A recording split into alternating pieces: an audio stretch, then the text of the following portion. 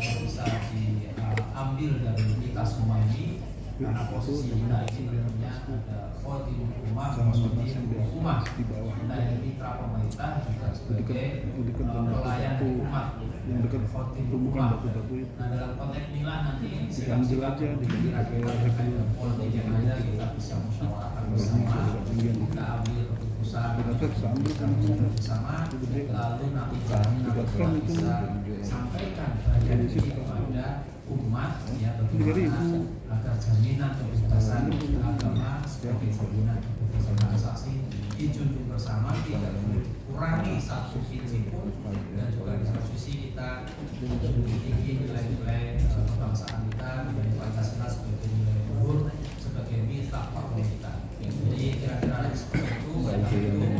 Di sejak awal ini mari kita buka bersama dengan bacaan kita, semoga bisa menghasilkan pemikiran dan sikap yang membawa maslahat dan persatuan bagi umat yang satu negara. Al-Fatihah.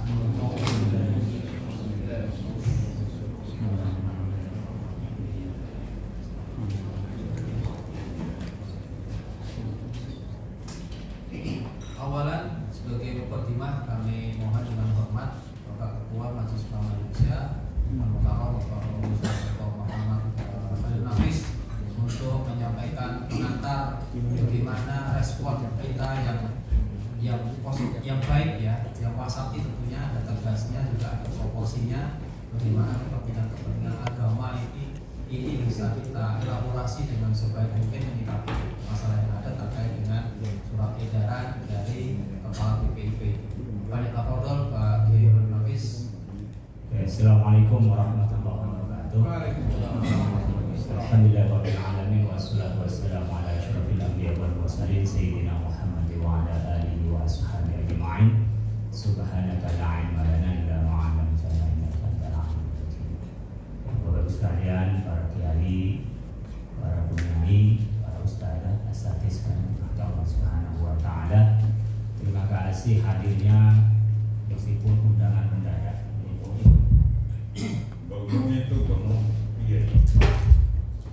Terima kasih hadir meskipun undangannya mendadak baru semalam, karena memang kemarin sore pun masih kita ragu apakah mau siang atau mau sore, karena pada saat bersamaan jam ini ada kegiatan MUI, tapi kita geser demi acara yang menurut kami ini mendesak waktunya, tak bisa ditunda lagi.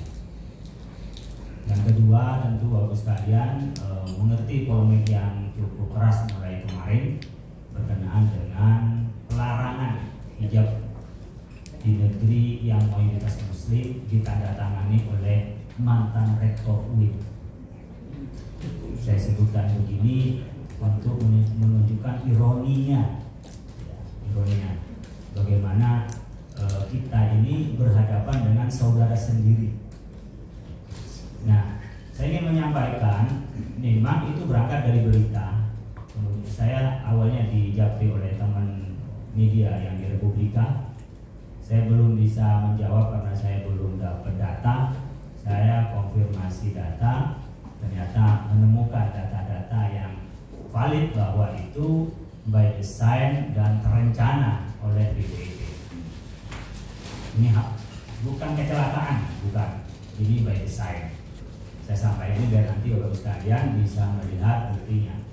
Pertama, by design ketika perpindahan Paskibraka ini dari Kemenpora di bawah BPIP itu tahun 2022. Mas Firman bisa ditayangkan itu yang peraturan BEP nomor 3 tahun 2022.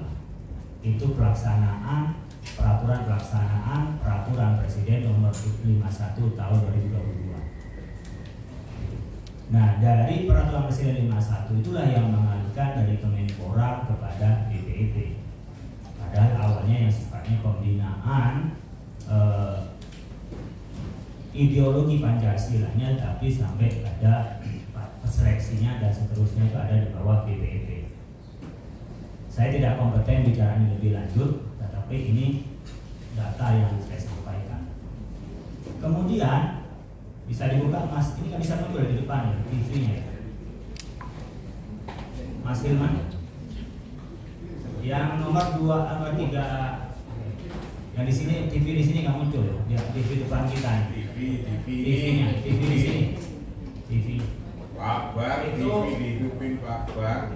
Pak Junaidi, TV dinyalain ya, biar kita enak nggak maju ke belakang.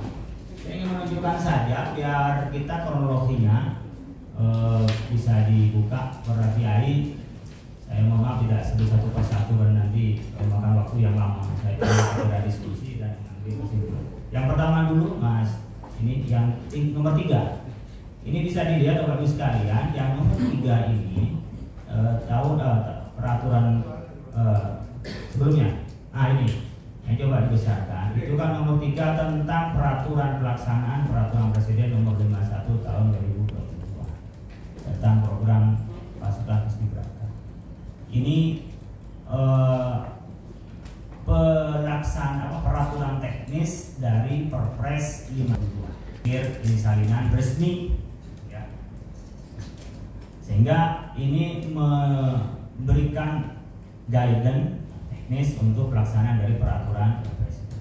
Ini panjang sekali peraturannya, bisa dibuka di halaman 78. Berikutnya saya sudah copy biar nggak terlalu susah. Yang tadi gambar sepatu itu.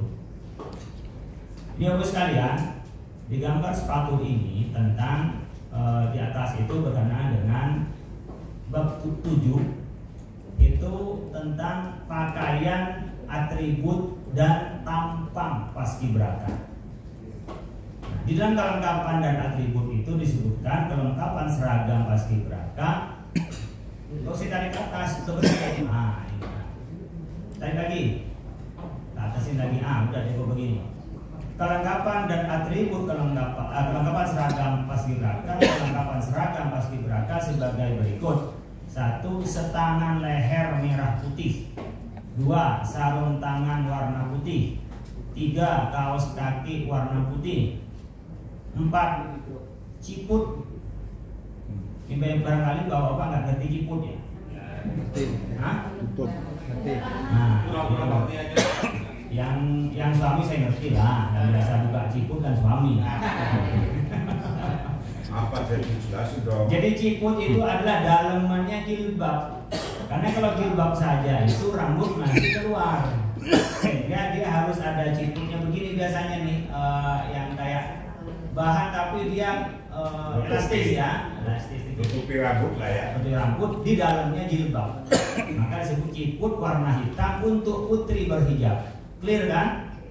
Ini peraturan BEP yang sebagai dari peraturan teknis dari peraturan Presiden nomor 51 tahun 2022. Ini 2022 juga. Awal-awal Bapak Ibu sekalian, perpindahan dari Kemenpora ke bawah BPP untuk paskibraka ini.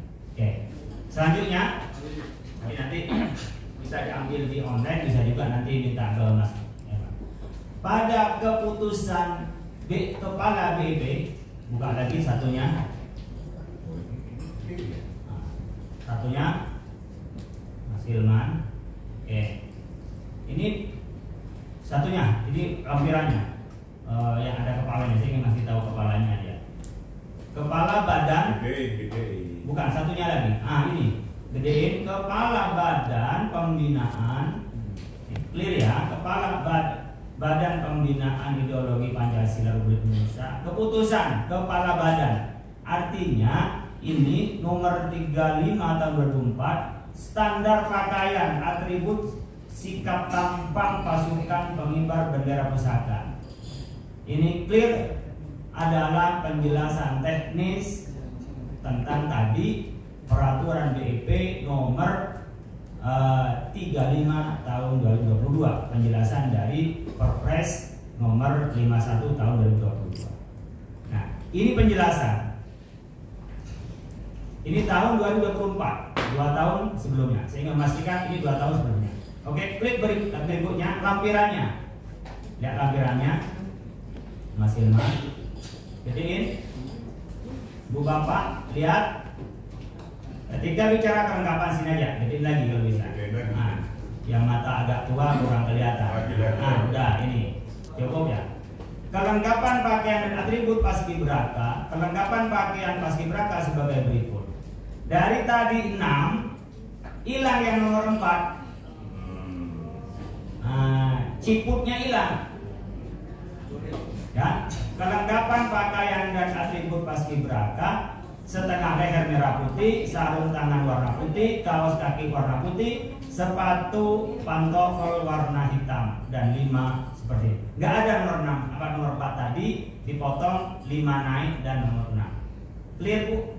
Bapak sekalian, itulah ini kita dilarang sunat perempuan, tapi peraturan kita disunat 1. Nah itu misalnya kami tak sunat ini. Ini jelas. Oke, ini kalau kita bicara nanti Mas Rafiq nih yang ahli hukum. Saya ini kan juga penikmat hukum. Mas Rafiq ini yang memang doktornya di bidang hukum, nanti bisa tanya. Sepengetahuan saya, teknis itu kan nggak boleh menghilangkan. Ya, peraturan teknis nggak boleh menghilangkan. Dia menjelaskan kan lebih detail, tidak menghilangkan. Nah ini dihilangkan ciputnya sehingga berhijabnya nggak ada. Maka saya bilang dia itu bukan hanya melanggar konstitusi, tapi peraturan yang dia bikin sendiri itu dia langgar. Itu ya. Itu nanti kalau minta filenya biar Kak Repot baca panjang-panjang. Ini kalau nanti mau baca silakan dibuka peraturannya. Oke. Slide berikutnya berkenaan dengan surat edaran nih. Ketika surat edaran untuk seleksi. Surat edaran nomor 1 tahun 2024 yang terbaru. Ini surat edarannya tentang pembentukan pasukan pengibar bendera pusaka tingkat kabupaten atau kota dan provinsi tahun 2024. Ini adalah edaran untuk rekrutmen paskibraka tahun 2024. Jelas ya. Isinya apa? Lihat kalau slide berikutnya, isinya Mas Hilman. Itu. Diisi ini juga, Bapak Ibu sekalian bisa dilihat, gedein. Kurang Lagi. Ya. Gede lagi. Bawain dulu, bawain. Bawain. Nah, gede lagi lagi. Ini matanya banyak orang yang sudah tua. Jadi Mas Hilman. Tarik ke bawah Hilman. Tata pakaian paskibraka. Kelengkapan seragam dan atribut paskibraka sama bahasanya. Kelengkapan seragam paskibraka sebagai berikut. Tinggal 5 lagi. Jadi dari peraturan kepala sampai surat edaran ini menjadi 5. Kemudian ditindaklanjutin dengan kesukarelaan di atas materai. Jadi pertama berkenaan dengan undang-undang, BPP telah melanggar undang-undang, peraturan di atasnya. Ditarik lagi, udah pasti melanggar Pancasila tentang ketuhanan yang Maha Esa, Undang-Undang Dasar 28E, ya, berkenaan dengan kebebasan beragama dan kebebasan memeluk dan menjalankan ajaran agama. Itu jelas kalau ditarik ke atas. Jadi BPP nge-track ke atas, kemudian dia bikin sendiri.